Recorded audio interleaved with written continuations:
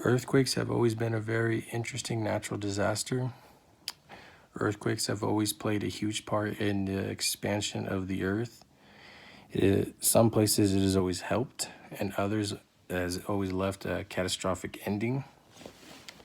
Earthquakes are caused by sudden tectonic movements in the Earth's crust. The main cause of earthquakes are the sudden rapid shakings of the earth and caused by the breaking and shifting of underground rock. Earthquakes can cause buildings to collapse and cause a lot of small and heavy items to fall and break, and can injure yourself and do a lot of property damage. Earthquakes could happen at any given time, which is usually common for California and Alaska, as they are the most popular states to experience earthquakes. Most earthquakes do happen without notice and can cause fires. Again, mostly I've known as in California, and can leave a lot of damaged roads.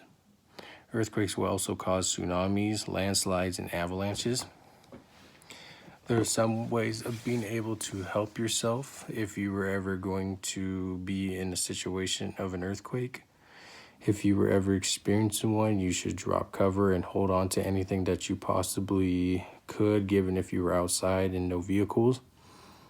If you are in a vehicle, you should absolutely pull over and stop, as it could be very dangerous if you continue to drive and if there were any damaged roads. If you are in a house in your bed laying down, then you should stay there and stay away from any sort of mounted wall objects. And you should stay away from any doorways because of how dangerous it can be. And lastly, do not run away or panic if you are inside a building when an earthquake is happening. There are some intriguing ways to prepare for an earthquake in case, if you were ever curious, to prepare, you would want to secure items such as TVs and other objects that are hung on a wall. Store heavy and breakable objects on low shelves. Really understand the concept of a drop cover and hold on by dropping to your knees and covering your head, and being able to cover your legs with your arms. Crawl only as far as needed to reach from falling materials if necessary. Try and hold on to sturdy furniture until the shaking of the earthquake stops.